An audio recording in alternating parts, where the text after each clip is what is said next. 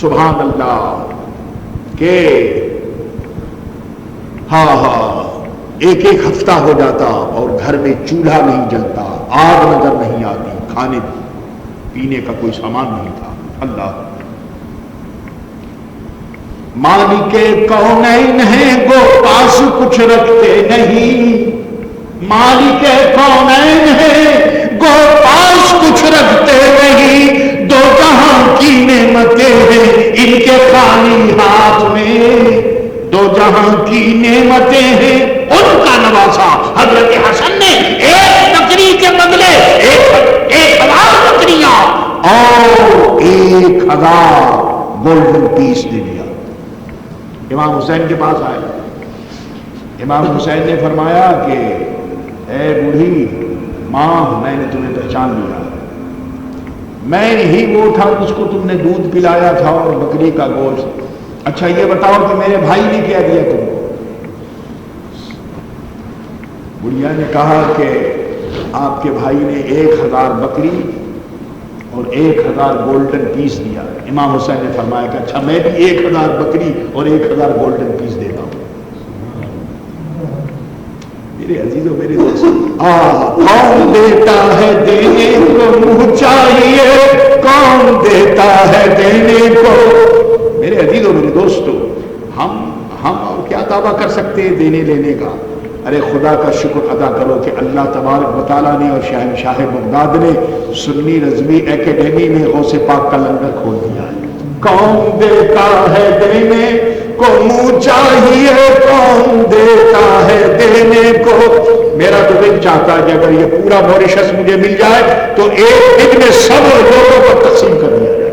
کون دیتا ہے دینے کو منہ چاہیے، دینے والا ہے سچا ہمارا نبی، دینے والا ہے سچا ہمارا نبی، دینے والا ہے سچا ہمارا نبی۔ کون دیتا ہے دینے کو منہ چاہیے، کون دیتا ہے دینے کو منہ چاہیے، دینے والا ہے سچا ہمارا نبی، دینے والا ہے سچا ہمارا نبی۔ ہمارے نبی کا یہ خلاصہ امام حسین رضی اللہ تعالیٰ عنہ 1000۔ اللہ اکبر۔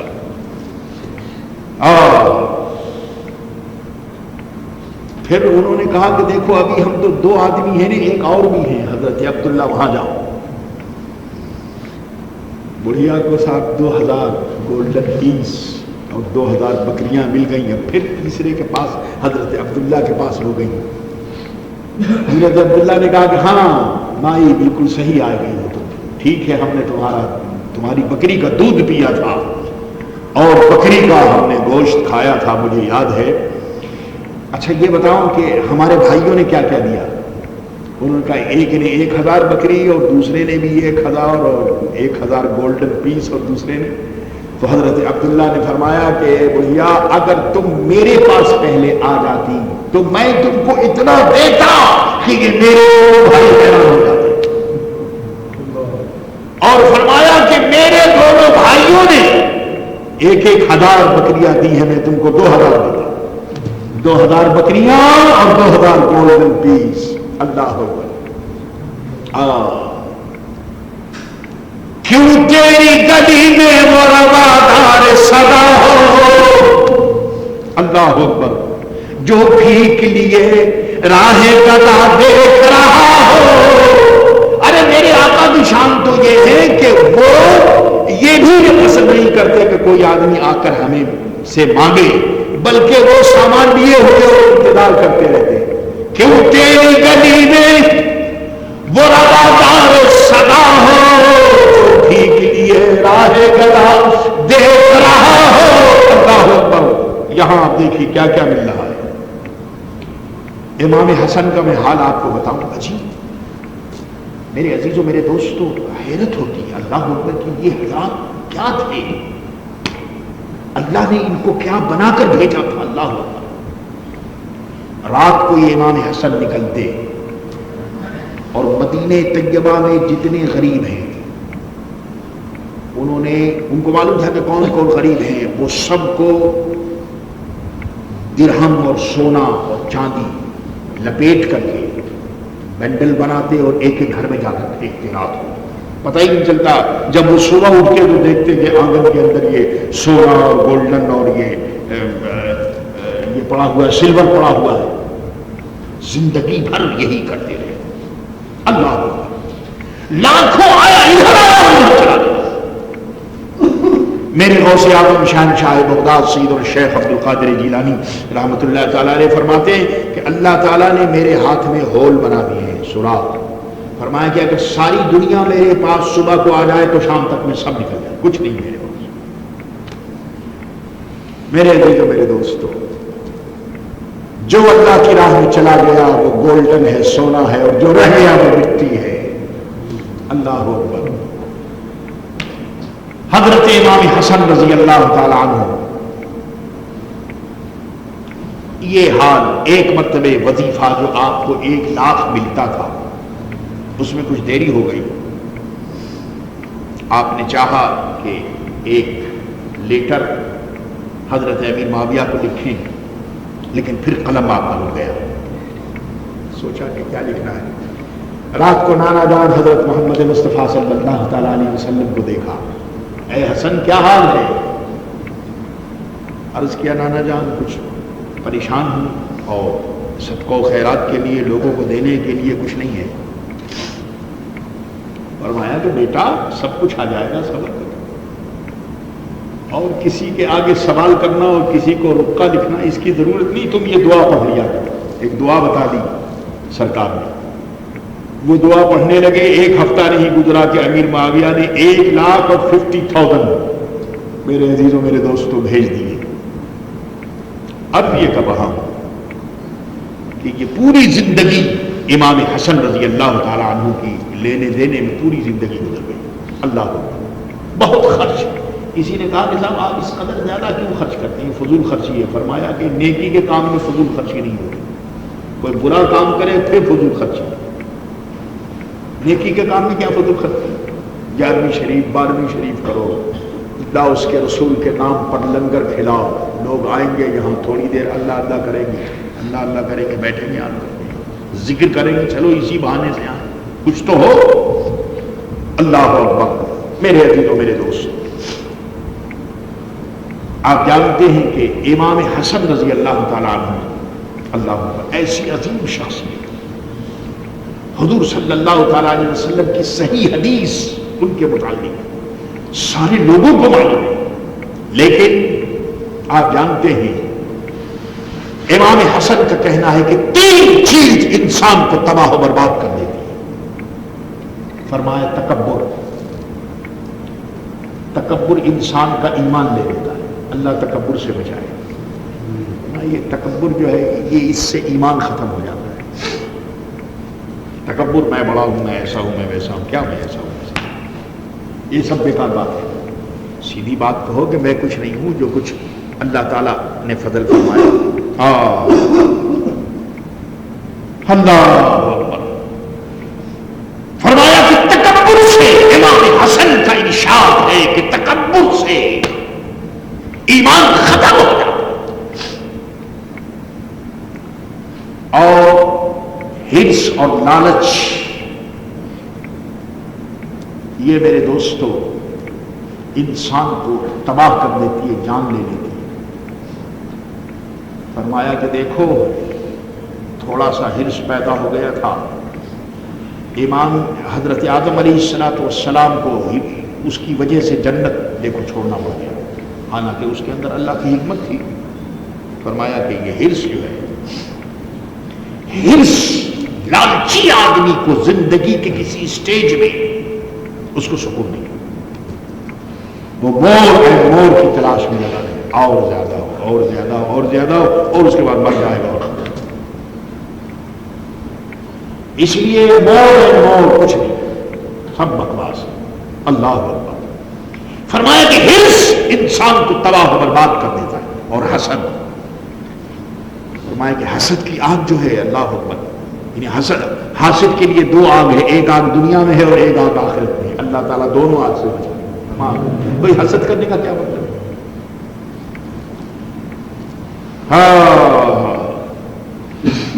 اعلیٰ حضرت فرماتے ہیں کہ عدو بدین مذہب والے حاسد، عدو بدین،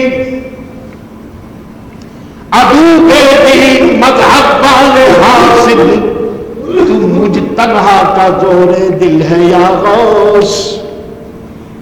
یہ جو دشمن لوگ ہیں یہ تو بے دین ہیں، اور جو اپنے عقیدے والے ہیں یہ حسد کرتے ہیں۔ تو اب کیا کیا؟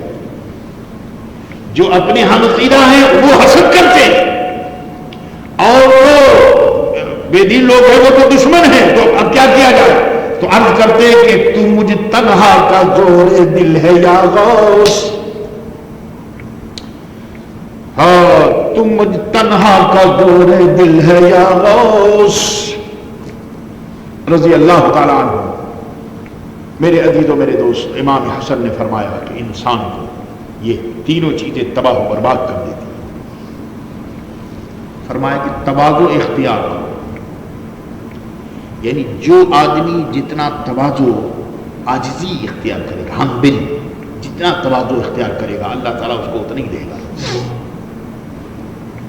امام حسن رضی اللہ تعالیٰ عنہ ایک دن بہت اچھا کپڑا پہن کر، اب آپ سوچئے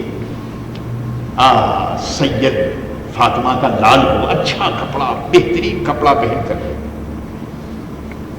خوب یاد رکھو بعض لوگ یہ سمجھتے ہیں کہ بزرگ جو ہوتا ہے وہ کپڑے اس کے کپڑے خراب ہوتے ہیں۔ معاذ اللہ، جو آدمی ننگا پھرے اور کپڑے اس کے گندے ہوں، لوگ سمجھتے ہیں کہ یہ ولی اللہ ہے۔ اللہ اکبر، حسبنا اللہ ونعم الوکیل۔ اس کا ولایت سے کوئی تعلق نہیں بھائی۔ ارے مجذوب ہونا اور بات ہے، یاد رکھو، اچھا کھانا، اچھا پہننا اللہ نے اگر دیا ہے تو اچھا کھاؤ، اچھا پہنو، اور جتنا کھاؤ جتنا پہنو اس سے زیادہ خدا کا شکر ادا کرو۔ خدا کی عبادت کرو، خالی کھانے پینے سے کام نہیں کرتا۔ حضرت حسن گھوڑے پر سوار بہترین کپڑا پہن کر آئے۔ ایک یہودی سامنے آ رہا تھا، وہ کمبخت بھکاری تھا اور پریشان حال تھا اور تباہ و برباد تھا اور بیمار تھا، وہ جل گیا۔ وہ یہودی دھوپ میں بیٹھا ہوا تھا، اس نے کہا کہ حضرت آپ کے نانا جان نے تو فرمایا ہے کہ یہ دنیا جو ہے وہ مومن کے لیے جہنم ہے اور آخرت جو ہے وہ جنت ہے، مگر یہ تو آپ کا اتنا اچھا کپڑا اور یہ گھوڑا اور یہ اور وہ، تو یہ بات کیا ہوئی؟ امام حسن نے فرمایا کہ سنو، میرے نانا جان نے صحیح فرمایا۔ میرے نانا جان نے فرمایا کہ دنیا سجن للمؤمنین، دنیا جو ہے قید خانہ ہے مسلمانوں کے لیے، اور آخرت جو ہے وہ الحمدللہ جنت ہے۔ فرمایا میرے نانا جان نے صحیح فرمایا۔ کہا سنو، جو کچھ میں نے پہنا ہے اور جو کچھ تم میری پوزیشن دیکھ رہے ہو، اگر تم کو یہ معلوم ہو جائے کہ جنت میں مجھے کیا ملے گا تو اس کے مقابلے میں یہ بالکل قید خانہ، یہ کچھ بھی نہیں۔ جو کچھ جنت میں مسلمانوں کو ملنے والا ہے اس کے مقابلے میں یہ کوئی چیز ہی نہیں۔ ذرا سوچو تو صحیح، ارے بندے مومن کو قبر میں کہا جائے گا کہ اے بندے مومن تو سو جا جیسے دلہن سوتی ہے۔ پھر ارشاد ہوا کہ مومن کی جو قبر ہے وہ جنت کے گارڈن کا ایک گارڈن ہے، اور مسلمان کی قبر اتنی بڑی ہوتی ہے کہ جہاں تک اس کی نظر جاتی ہے اللہ تعالیٰ اس کی قبر کو بڑا کر دیتا ہے۔ تو جب مسلمان کی قبر کا یہ حال ہے تو پھر آخرت کا کیا حال ہوگا؟ اور یہ دنیا ایک کمرے میں بیٹھ جاؤ، پوری زندگی بسر ہو جائے، ایک ہی کمرے میں بنائے جاؤ، کمرے ادھر بناؤ ادھر بناؤ، آخر کہاں سو گے؟ بھائی سونا تو اسی 3.5 ہاتھ کے اندر ہے۔ یہ تو نہیں ہے کہ ایک آدمی اگر محل میں جائے تو وہ ہر جگہ سوئے، ایک ہی جگہ سوئے گا، تو سونے کی جتنی جگہ ہے بس اتنی جگہ سوئے گا۔ امام حسن نے فرمایا کہ دنیا کے مقابلے میں جو نعمت اللہ نے ہمیں دی ہے، آخرت کے مقابلے میں یہ دنیا ہمارے لیے قید خانہ ہے۔ لیکن فرمایا اے یہودی تیرے لیے جنت ہے یہ دنیا۔ اس نے کہا صاحب جنت کہاں؟ میں تو بیمار ہوں، کھانے کو ملتا نہیں، تباہ حال ہوں، برباد ہوں، کپڑا نہیں، کچھ نہیں۔ آپ فرماتے جنت؟ فرمایا کہ میں اس لیے جنت کہہ رہا ہوں کہ آخرت میں جو تیرے لیے عذاب ہونے والا ہے اس کے مقابلے میں جو کچھ اب ہے غنیمت ہے، وہ تیرے لیے ہی جنت ہے، کیونکہ آخرت میں تیرے لیے عذاب ہونے والا ہے۔ میرے عزیزوں، میرے دوستوں، آپ جانتے ہیں کہ امام حسن، اللہ تعالیٰ جب کسی کو عزت دیتا ہے تو لوگ دشمن ہو جاتے ہیں۔ یزید کو خطرہ پیدا ہوا کہ اگر میرے والد کا انتقال ہوا، امیر معاویہ رضی اللہ تعالیٰ عنہ کا اگر انتقال ہو جائے گا تو ان کے بعد خلافت مل جائے گی حضرت حسن کو، اور پھر میری سیٹ جو ہے وہ میں اپنی سیٹ لاسٹ کر دوں گا۔ اس ظالم نے یہ سوچا کہ خلافت کی سیٹ کو لینے کے لیے ضروری ہے کہ امام حسن کو ختم کر دیا جائے۔ یہ دیکھیں میرے دوستو، یہ جو اقتدار ہے، آدمی پاور جو ہے، پاور یہ انسان کو جانے کیا کیا کراتا ہے۔ ہم کو معلوم ہے کہ امام حسن کا یہ مرتبہ ہے، تو کیا یزید کو نہیں پتا تھا کہ امام حسن کا کیا مرتبہ ہے؟ کیا وہ نہیں جانتا تھا کہ یہ حضرت محمد الرسول اللہ صلی اللہ علیہ وسلم کے نواسے؟ کیا وہ کلمہ نہیں پڑھتا تھا؟ بھائی کلمہ بھی پڑھتا تھا، اس کو معلوم نہیں تھا۔ لیکن یاد رکھو کہ انسان جب حکومت کا لالچی ہوتا ہے تو اس کی آنکھوں پر پٹیاں ہوتی ہیں، نہ وہ کچھ نہیں دیکھتا، پھر نہ خدا نہ رسول، معاذ اللہ، نہ قرآن، کچھ نہیں، بس وہ اس کو تو اپنا کام کرنا ہے۔ روایتوں میں آیا ہے، اب یہ روایت صحیح ہے یا غلط ہے اللہ تعالیٰ جانے، مختلف روایتیں ہیں۔ بہرحال اس یزید نے امام حسن کو زہر دینے کی کوشش، دلانے کی کوشش کی دوسرے ذریعے سے۔ یاد رکھو، جب انسان کمزور ہوتا ہے اور بے حیا ہوتا ہے تو وہ دوسروں کو اپنے راستے سے ہٹانے کی کوشش کرتا ہے۔ تو اب راستہ ہٹانے کا یہی ہے، کسی کو گولی مار دی، کسی کو ختم کرا دیا، کسی کو پوائزن دے دی۔ امام حسن کو 6-7 مرتبہ زہر۔ دوستو یہ دنیا عجیب ہے، زہر دیا گیا۔ آخری مطلب جو زہر دیا گیا تو آپ کی جو اتڑی ہے اور آنکھ ہے انسائڈ یہ کٹ کٹ کر کے اور گرنے لگا، اور صبر دیکھیے کہ کچھ نہیں فرما، بہت 40 دن تک تکلیف نہیں۔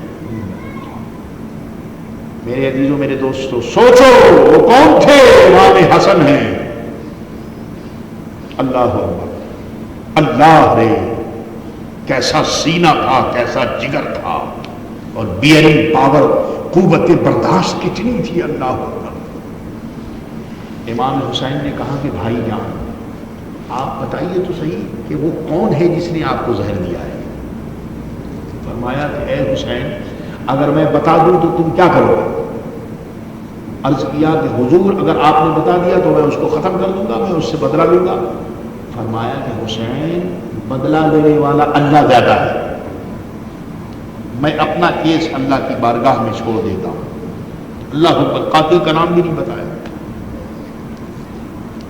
یہاں تک کہ امام حسن رضی اللہ تعالیٰ عنہ 45 یا 46 سال کی عمر میں دنیا سے تشریف لے گئے۔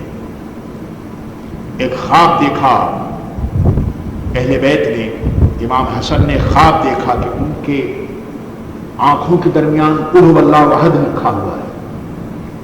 اہل بیت خوش ہو گئے، لیکن سعید بن المسیب رضی اللہ تعالیٰ عنہ نے کہا کہ اے امام حسن، اگر یہ خواب آپ نے دیکھا ہے تو اس کا مطلب یہ ہے کہ دنیا میں اب چند روز آپ کے رہ گئے۔ یہی ہوا، چند دنوں کے بعد زہر دیا گیا۔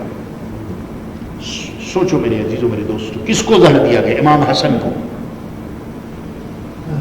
ہاں، یہ شہادت گئے الفت میں قدم رکھنا ہے، لوگ آسان سمجھتے ہیں مسلمان ہونا۔ مسلمان ہونا اتنا آسان ہے، اور پھر امام حسن آپ نے وصیت کی تھی کہ میری قبر حضرت محمد الرسول اللہ صلی اللہ تعالیٰ علیہ وسلم کے روضے میں، اگر حضرت عائشہ اجازت دے دیں تو میری قبر میرے نانا جان حضرت محمد مصطفیٰ صلی اللہ علیہ وسلم کے روضے کے اندر بنائی جائے۔ لیکن ساتھ ہی ساتھ انہوں نے یہ بھی فرما دیا کہ حضرت عائشہ تو اجازت دے دیں گی، مگر یہ جو مروان ہے بیٹھا ہوا حبیس، اللہ یہ ہنگامہ کرے ہر جگہ۔ میرے عزیزوں میرے دوستوں، یہ حکومت اور یہ جو فقراء ہیں ان کا آپس میں ٹکراؤ۔ حضرت امام حسن نے فرمایا کہ حضرت عائشہ اجازت دے دیں گی رضی اللہ تعالیٰ عنہ، مگر یہ جو مروان ہے یہ ہنگامہ کرے گا۔ اگر یہ ہنگامہ کرے تو لڑنے کی ضرورت نہیں، اور مجھے میری اماں جان کے پہلو میں دفن کر جنت البقیع میں۔ یہی ہوا کہ جب آپ کا جنازہ حضور کے روضے پر لایا گیا تو وہی مروان اس نے بکواس شروع کر دی، یہاں تک کہ آپ کو حضرت فاطمہ رضی اللہ تعالی عنہا کے پہلو میں گود میں آپ کو دفن کیا گیا۔ اب میرے عزیزوں میرے دوستوں، جنت البقیع میں پہلے تو لوگ جاتے تھے تو زیارت ہوتی تھی، اب پتہ ہی نہیں چلتا کہ قبر کدھر ہے اور مزار کدھر ہے اور کیا ہے، سب ظالموں نے سب برابر کر دیا ہے۔ مختصر یہ کہ 45-46 سال کی عمر میں امام حسن دنیا سے تشریف لے گئے، اور آج کی یہ مجلس امام حسن کی یادگار میں ہے۔ خوب یاد رکھو، امام حسن اور حسین دونوں بھائی ہیں، اور ہمارے لیے دونوں کی محبت لازم ہے۔ اہل بیت کی محبت کے بغیر ایمان نہیں، جہاں اہل بیت کی محبت ہوگی وہاں حضور کی محبت ہوگی۔ ایمان کے لیے محمد رسول اللہ صلی اللہ علیہ وسلم نے فرمایا کہ میں دو چیزیں تم میں چھوڑے جا رہا ہوں، ایک قرآن اور ایک اہل بیت کی محبت۔ فرمایا کہ ان دونوں کو مضبوطی سے تھام لینا، قرآن کو نہ چھوڑنا اور میرے اہل بیت کی محبت کو نہ چھوڑنا۔ میرے عزیزوں میرے دوستوں، خدا کا شکر ہے کہ محبت اہل بیت بھی اللہ نے ہمیں دی ہے، محبت صحابہ بھی دی ہے، محبت اولیاء کاملین بھی دی ہے۔ میرے عزیزوں میرے دوستوں، آج یہ مختصر سی گفتگو اور یہ مختصر سا معروضہ امام حسن